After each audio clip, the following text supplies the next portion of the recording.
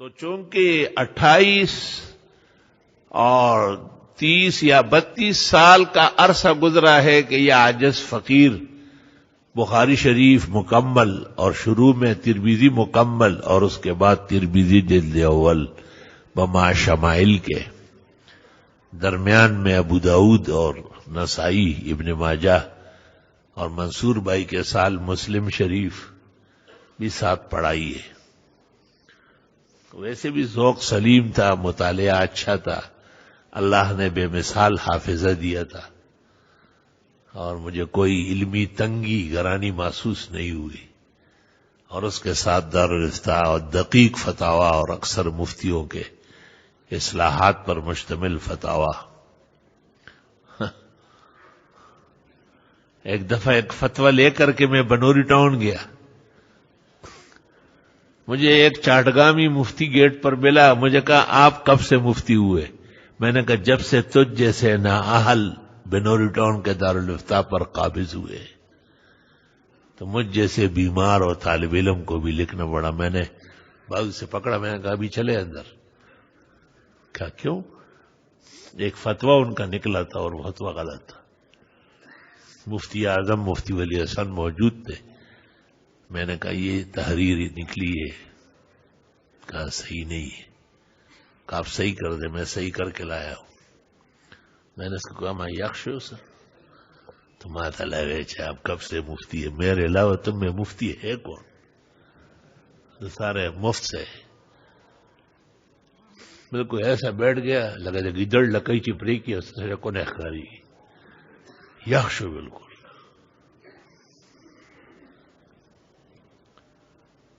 اور ایک بڑے عالم کا نام لینا ٹھیک نہیں ہے. ابھی چند لمحے پہلے ان کی تعریف ہوئی.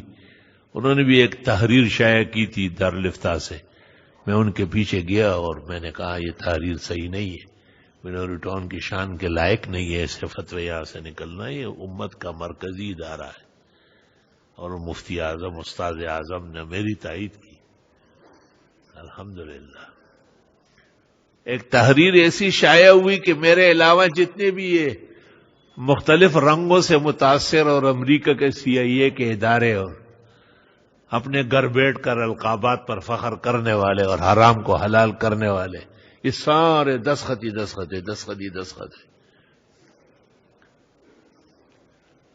میں نے جیسے دیکھا میں دم دم چینور دیو لا سچائی خامار تھا اگورا چمیار تھا.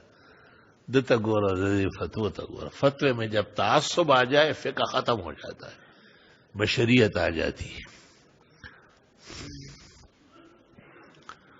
میں نے ان کو کہا کہ بہتر ہے بنوری ٹاؤن سے مہر لگوا لے. بنوری ٹاؤن جب لے گئے مفتی اعظم مفتی ولی حسن نے دیکھا اور دیکھنے کے بعد اس کے نیچے لکھا ھذا اجتہاد من غیر اہلی، یہ نااہلوں کا اجتہاد ہے. اور میرا نام لے کر کہ ان کے خلاف تعصب پر مبنی تحریر لکھی تھی. اس وقت ان کی اقتداء میں نماز پڑھنا ایک بہادر مجاہد اہل حق کے ترجمان کے پیچھے نماز پڑھنی ہے سب سے اعلیٰ و افضل ہے. پھر میں نے ان کو کہا کہ وہ فتویٰ لاؤ. کہتے وہ پھٹ گیا. میں نے کہا پھٹا نہیں ہے. ساسو غشلی دیا خدا سسو میں برمانی. حضرت نے مجھے کہا فتویٰ آیا تھا آپ کے خلاف، میں نے ٹھیک کیا. میں نے کہا اللہ آپ کو زندہ تابندہ دیر تک سلامت رکھے. تو ایسے میادین ہے کہ بیان کرتے ہوئے ہمیں خود شرم آتی ہے، کیونکہ ایک پہلو بھی ہماری تعریف اور مدح کا ہو تو ہمیں اچھا نہیں لگتا. ہم کہاں تعریف کے قابل ہیں، اور ہم تو خس و خاشاک تنکے ہیں. اللہ تعالیٰ کا فضل احسان کرم بالائے کرم بہت زیادہ ہے. تو مختصر گفتگو اب یہ ہے کہ یہ جو 1988 سے لے کے 2000 تک ہم سے احسن العلوم میں آ کے دور حدیث پڑھا ہے، ان علماء فضلاء و طلباء اپنے تلامید اور شاگردوں کو یہاں طلب کرتا ہے. اب کے ملے تو خوب لپکنا، اور شاید کہ پھر ملے یہ ذوقی نظر نہ ہو. زندگی تو ایسی ہے.